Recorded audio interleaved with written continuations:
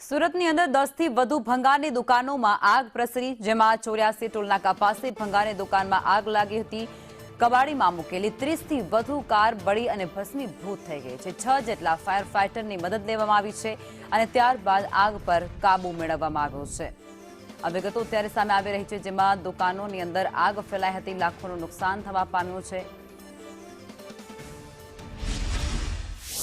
કામરેજ 84 ટોલનાકાની સામે પલ હોટલની બાજુમાં એક સ્ક્રેપનું ગોડાઉન હતું ગાડીઓનું, તેની અંદર આગ લાગેલી હતી અને હાલ કુલિંગની પ્રક્રિયા ચાલે છે।